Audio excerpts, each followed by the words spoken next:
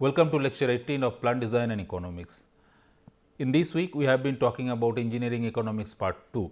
Today, we will continue our discussion on cash flow diagrams and we will discuss two important cash flows, uniform series cash flow as well as continuous cash flow.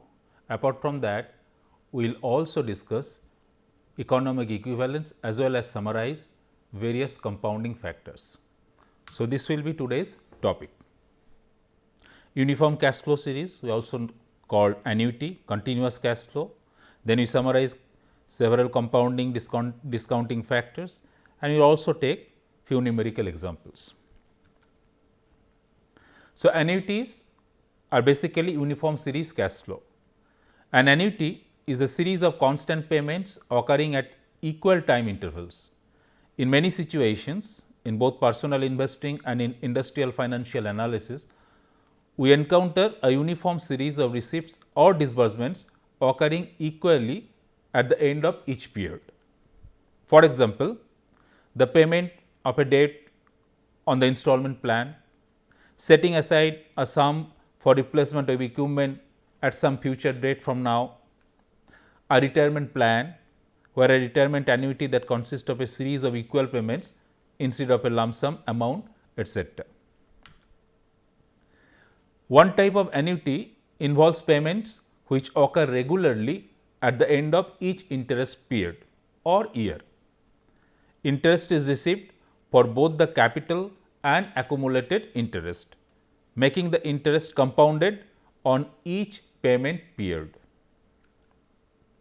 In this case, the annuity term is the time from the beginning of the first period until the last payment is made. The amount that has been accumulated in the annuity is the sum of all the payments plus compounded interest, assuming that no withdrawal has taken place for the entire annuity term. Now, let us see how to calculate the future value of uniform series cash flow or annuity. We consider annual compounding. Let A represent equal end of the period payment that makes up the uniform annual series. If an annual sum A is invested at the end of each year, say for 3 years, the total sum F at the end of 3 years will be the sum of the compound amount of the individual investment A. So, what is meant is seen by this cash flow diagram.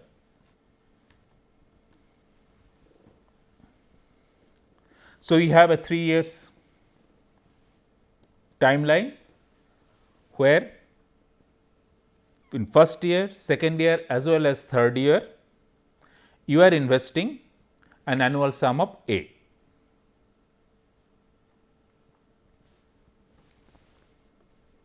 So, what will be the future value? You can make use of the well known formula F equal to P into 1 plus I to the power n. For the amount that you invest in the first year, it runs for 2 interest periods. So, the contribution for this towards F will be A into 1 plus I square. Similarly, for the amount that you invest in second year runs for 1 interest period. So, it will be A into 1 plus I, and in the third year it also you are investing amount A. So, the future value in this case for a 3 year timeline will be F equal to A into 1 plus I square plus A into 1 plus I plus A. So, if it was for 4 years, it would have been A into 1 plus I cube plus A into 1 plus I square plus A into 1 plus I plus A. So, if you extend for n years, you can say that this term will be a into 1 plus I to the power n minus 1. So, we can write for the general case for n years, the total sum f at the end of n years will be this. Remember, for 3 years this term was a into 1 plus I square. So, for n years we can say that this will be a into 1 plus I to the power n minus 1. So, this is the pictorial presentation of the cash flow diagram. Now, let us do some algebraic manipulations. So, what we do is multiply this series by the quantity 1 plus I. So, if we multiply this by 1 plus I, what will happen? This term will be a into 1 plus I to the power n, because we have multiplied this by 1 plus I. So, you get a into 1 plus I to the power n. Similarly, this term will be a into 1 plus I to the power n minus 1, so on and so forth. Last term was a here, so it will be a into 1 plus I. Now, subtract these two. So, if we subtract,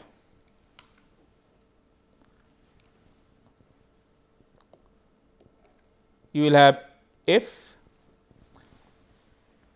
plus f into 1 plus I minus f.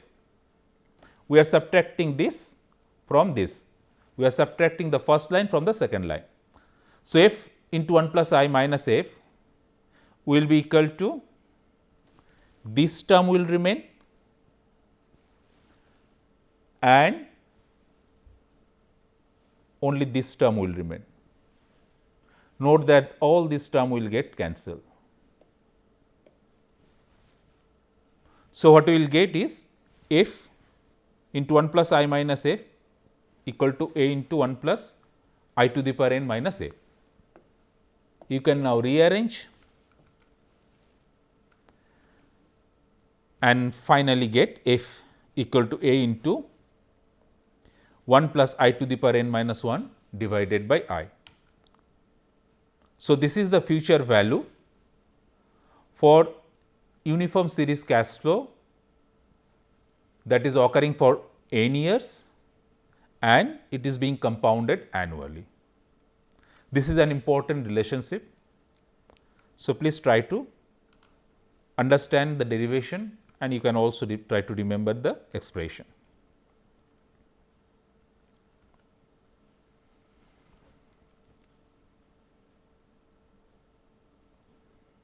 So, now we will see what will be the compound factor.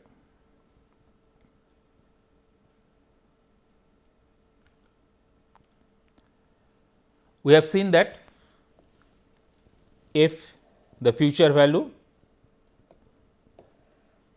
is equal to a into 1 plus I to the power n minus 1 by I. So, f can be called single future amount of the cash flow. In the functional form, we can write as f equal to a into f by a comma I comma n, where f by a comma I comma n is 1 plus I to the power n minus 1 divided by I. So, this quantity is known as equal payment series compound amount factor.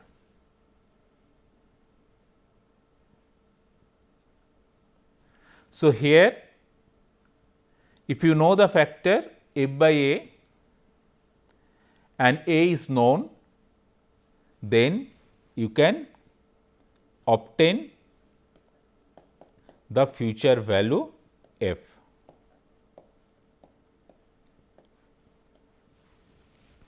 Note that this is dimensionally all right. So, this kind of functional form tells you that a is known and f is unknown for interest rate I and years n. So, if you know f by a, we have seen how to obtain these quantities from table. Then by multiplying this quantity with a, the known annuity, you can find out the future value f.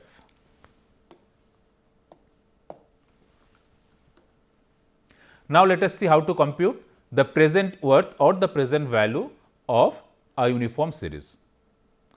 Let A be the equivalent of the period payment that makes up the uniform annual series, P equal to present value or present worth, and small I represent interest rate based on one interest period compounded annually. We have seen that the future value expression is this, f equal to a into 1 plus I to the power n minus 1 divided by I. For uniform series cash flow occurring for n years. Now, for a principal P that you invest today, the total amount, that means principal plus compounded interest after n interest periods will be f equal to P into 1 plus I to the power n. So, I can combine these two expressions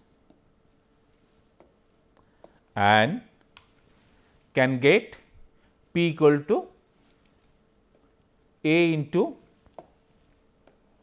1 plus I to the power n minus 1 divided by I into 1 plus I to the power n. Note that we are equating this and this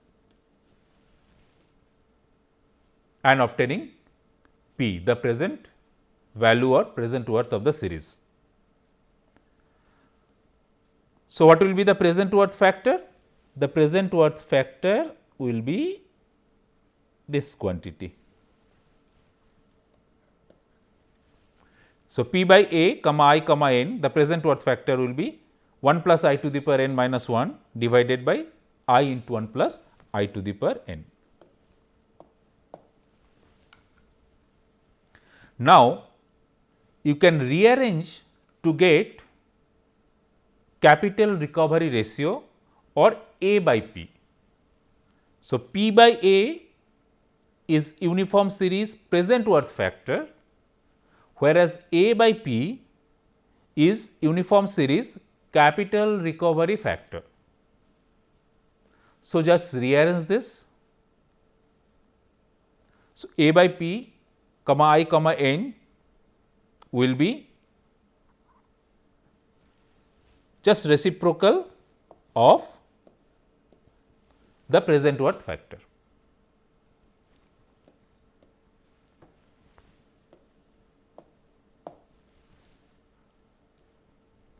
So, in case of present worth factor, you can find out the unknown present value if A is known.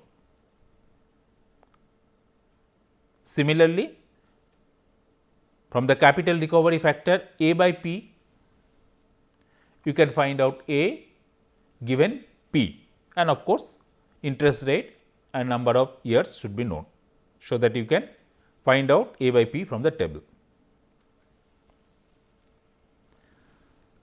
Now, we will talk about uniform series sinking fund. So, sinking fund is an investment mode where the objective is to find the equivalent amount of A that must be deposited at the end of every interest period for n interest periods to realize the future sum f at the end of the nth interest period at an interest rate of I. So, basically if you look at the cash flow diagram, for a known target f, I want to find out A, the equal constant payments that is being made starting from year n 1, 2, 3 up to n. This is known as uniform series sinking fund.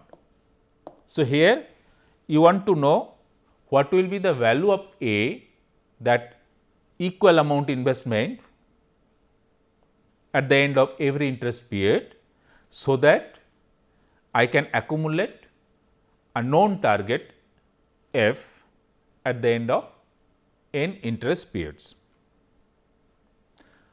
I know the expression for the future value at the end of n years, which is F equal to A into 1 plus I to the power n minus 1 by I. If you rearrange this, I get A.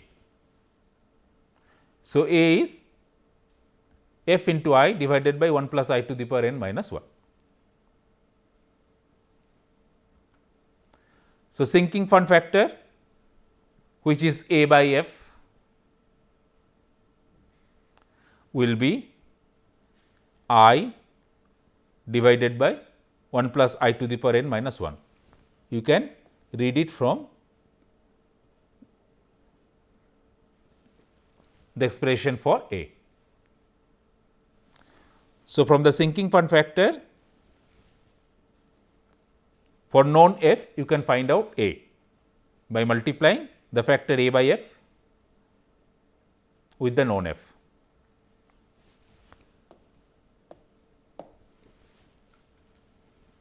Now, we will take few examples to understand the annuity or uniform series flow, uniform series cash flow.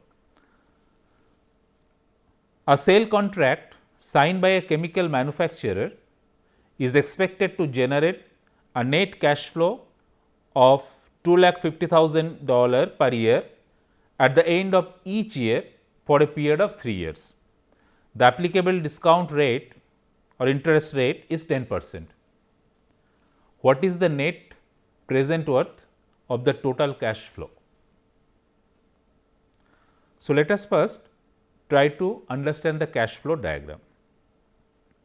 Any one of these diagrams you can use, one is mirror image of the other. So, it is generating a net cash flow of 2,50,000 per year for a period of 3 years. So, let us consider this.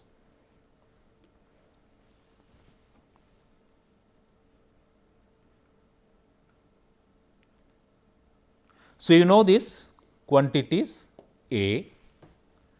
So, we have to find out what is P.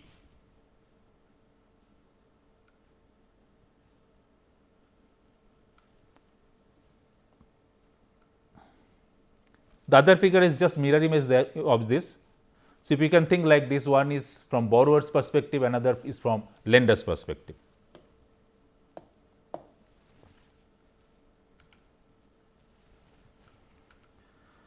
So, the future sum of n uniform payments of A when the interest rate is I, you know the expression for the future value A into 1 plus I to the power n minus 1 divided by I. Combine this with F equal to P into 1 plus I to the power n. By combining these two, we can obtain the expression for the present value or present worth P.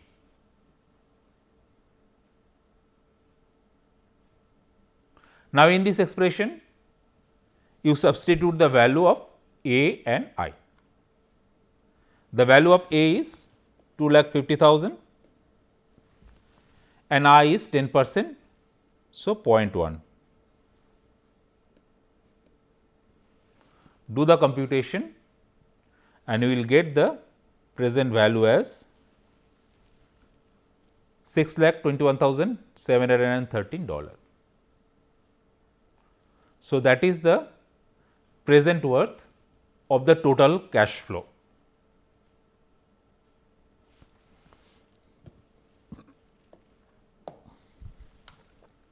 Let us take another example from annuity. This is also about present worth of the cash flow. A cash flow of $12,000 per year is received at the end of each year, uniform periodic payment for 7 consecutive years. The rate of interest is 9% per year compounded annually. What is the present worth in dollar of such cash flow at time 0? So, this is also very much similar to the previous problem, straightforward application of the formula. So, we get the expression for present worth P, and then substitute the values. A equal to 12,000 and I is 9%, which is 0.09. So, if you do the computation, you get the present value or the present worth of the cash flow at time 0 as $60,395. Let us take another problem which is based on annuity or equal payment series involving present worth and break-even analysis. Heat integration is planned in a process plant at an investment of rupees 2 into 10 to the power 6. This would result in a net energy savings of 20 gigajoule per year.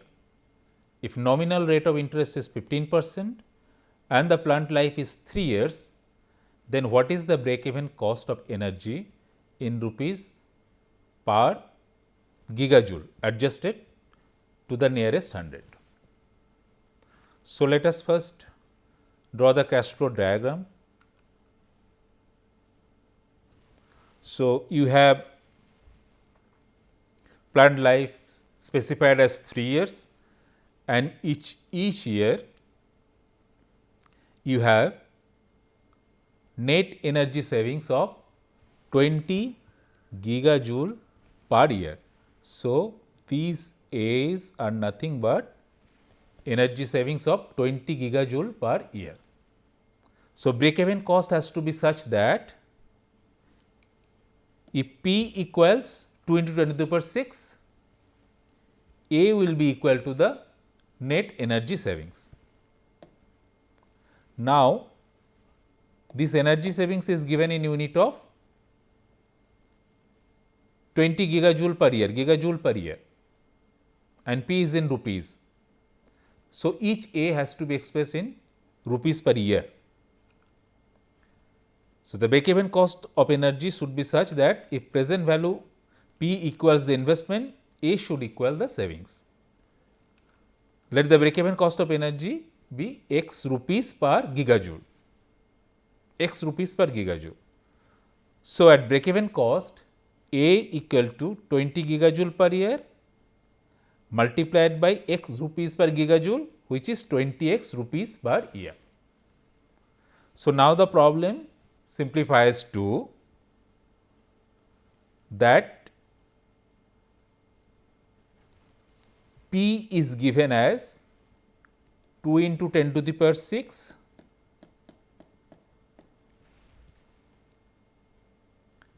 and A is given as 20x. Each A is 20x. So, what is the value of x? So, we know the expression for the present worth for uniform series. So, let us make use of that. So, this is the expression for present worth, that means cash flow at time 0 for an uniform series cash flow diagram. From this you compute A. Once you compute A, equate A to 20x and then find out the value of x as 43,800 rupees per gigajoule. So, this schematically presents the growth of rupee 1 at 30% interest for various compounding periods. Yearly compounding, see the staircases are large enough. Monthly compounding happens more frequently, so small staircases, and continuously compounded, so you get a smooth curve. So, now we will talk about continuous cash flow and compounding. So, the cash flow is continuous as well as it is being compounded continuously. So, how to compute the future value of such a cash flow diagram? A continuous cash flow is one in which receipts and expenditures occur continuously over time, instead of occurring once per year or at discrete times. In the case of continuous cash flow, the cash flow is invested continuously as it is received. If interest is compounded continuously, the rate of earning at any instant consists of two terms. One, a continuous constant rate of cash flow P bar, which is rupees per period. The period may be usually 1 year, so rupees per year, and the compound rate of earning on the accumulated amount M that has been invested at the rate R. So, in case of continuous cash flow, the cash flow is invested continuously as it is received. If interest is compounded continuously, the rate of earning will have two terms. One is the continuous constant rate of cash flow P bar, and then the other contribution will be from compound rate of earning on the accumulated amount M that has been invested at the rate R. So, the accumulation dm over a period d theta will be P bar into d theta plus R m into d theta, or rate of change of accumulation with time dm d theta will be P bar, that is the continuous rate of cash flow, plus R into m, where R is the rate of interest and m is the accumulated amount. So, dm d theta will be equal to P plus R m.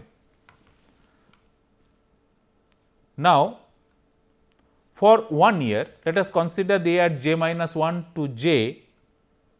What will be the future value? I can integrate it from 0 to f. dm by P bar plus R m can be integrated from 0 to f and d theta from j minus 1 to j. So, this gives me future value for 1 year when simplified.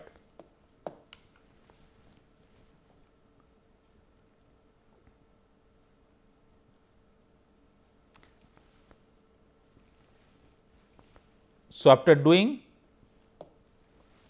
the integration, what I get is P bar plus R f by P bar equal to e to the power r.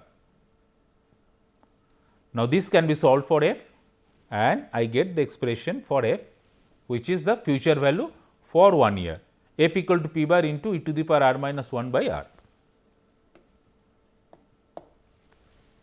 So, the term e to the power r minus 1 by r multiplied by the cash flow rate P bar equals the amount of funds accumulated at the end of the year from a 1 year continuous constant cash flow invested at rate r. So, what type of cash flow diagram we are talking about? It is a continuous constant cash flow invested at rate r and occurring for 1 year.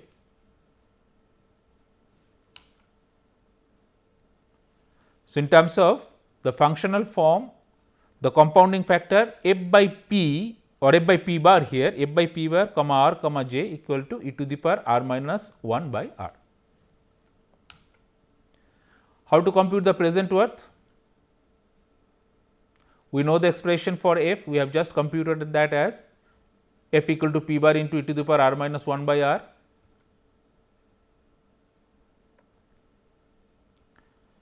The present worth of 1 year continuous constant cash flow P bar starting at the end of year j minus 1 and ending at the end of year j, that means runs for 1 year with continuous discounting is P equal to P bar into e to the power r minus 1 by r by discounting factor. Recall that the discount factor for continuous interest P equal to f into e to the power minus r n. So, you multiply this quantity by e to the power minus r j, I will discount f to time 0, that means present value or present worth. So, f can be discounted to get p. So, the term e to the power minus r j discounts the worth of the accumulated funds at the end of the year to time 0. It is possible to use different interest rates for the r in the two components of the discount factors. Look at the arrows, there are two factors. So, you can use two different r, that is rate of interest. However, the same interest rate is generally used in both the terms. Now, we talked about what happens in 1 year. What happens in n years? What will be the future value? So, instead of integrating j minus 1 to j, let us integrate 0 to n and for the d theta. So, dm by a plus r m integrate 0 to f equal to 0 to n integrate 0 to n d theta. Here a is the continuous cash flow. The amount is a, which is being compounded continuously at a nominal rate r. This cash flow is occurring for n years, starting from time 0 and ending at time n. So, the future value will be, you just simplify and solve for f equal to a into e to the power r n minus 1 by r. So, the future worth factor will be e to the power r n minus 1 by r. You can also write in our usual notation of the ANSI functional form. So, all we are doing here is, for 1 year we integrated this from j minus 1 to j, we are integrating from 0 to n. And there we are getting e to the power r minus 1 by r, here we are getting e to the power r n minus 1 by r.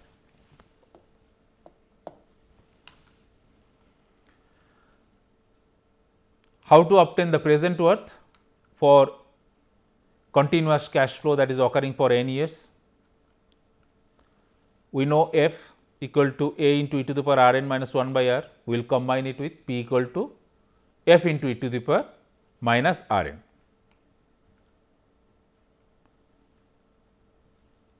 And then we obtain the present worth factor p equal to this. Note p equal to f into e to the power minus r n, this f we obtain from here.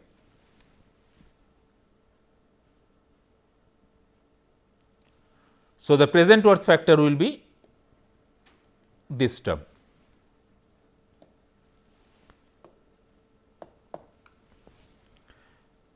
We can write in terms of ANSI functional form.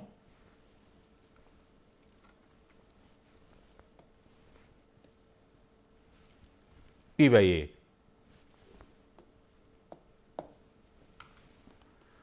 Let us take another example. Consider a continuous equal cash flow of rupees 4,50,000 per year with continuous compounding at rate r of 8% per year occurring for 6 years. Find the future worth at the end of the cash flow period and the present worth at beginning of cash flow period. The future worth at 6 years can be computed by straightforward application of the expression for f or future value.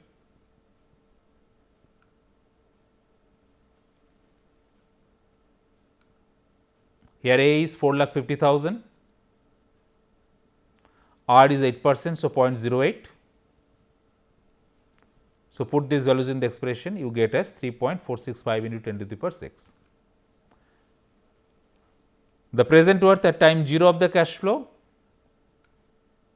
you use P equal to A into e to the power r n minus 1 by r into e to the power minus r n. You have already obtained this value.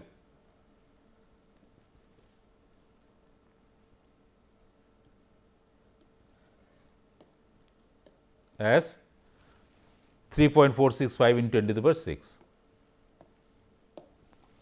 So, multiply that by e to the power minus r n and you get 2.144 into 10 to the power 6. Now, engineering decisions involve cost and benefits that occur at different times. To make this decision, the cost and benefits at different times have to be compared. For such comparisons, we must be able to say that certain values at different times are equivalent. To compare alternatives that provide the same service over extended periods of time when interest is involved, we must reduce them to an equivalent basis. Equivalence is a condition that exists when the value of a cost at one time is equivalent to the value of the related benefit received at a different time. Economic equivalence exists between cash flows that have the same economic effect and could therefore be traded for one another. Economic equivalence refers to the fact that a cash flow, a single payment or a series of payments, can be converted to an equivalent cash flow at any point in time.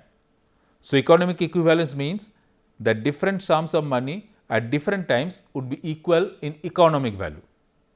The present sum is equivalent in value to the future cash flows. It is equivalent because if you had the present value today, you could transform it into the future cash flows simply by investing it at the interest rate, also referred to as the discount rate. For example, if someone offered you a gift of INR 100 today or INR 106 1 year from today, it would make no difference from an economic perspective provided the interest rate is 6% per year.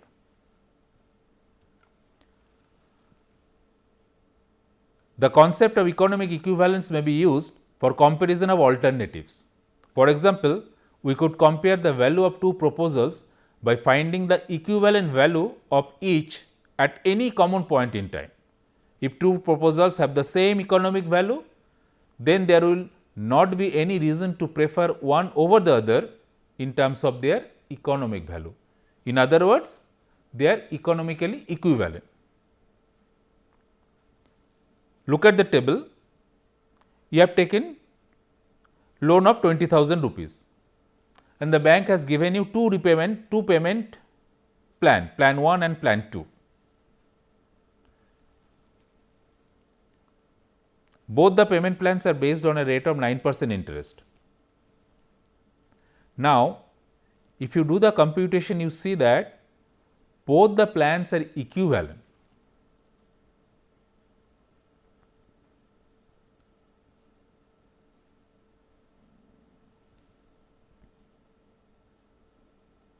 In both the plans, you make a down payment of rupees 200. So, basically you are taking 20,000 rupees 20,000 minus 200.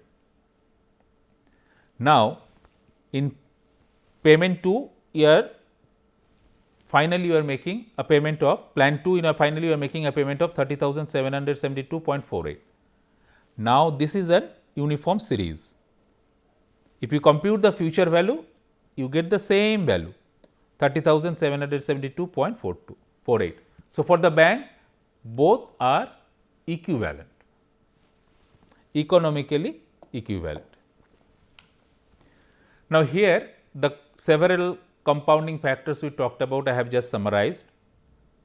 Remember that the cash flow may be continuous or discrete. Similarly, the compounding may also be at the end of interest period or it can be continuous. So, there may be 4 different types of options. So, this table summarizes discrete cash flow and discrete compounding, the compound factors under discrete cash flow and compounding. So, these formulas, some of these formulas we have derived. These are some relationship between compound interest factors. This is another relation between compound interest factors. And here I list again some of these factors for continuous cash flow and continuous compounding.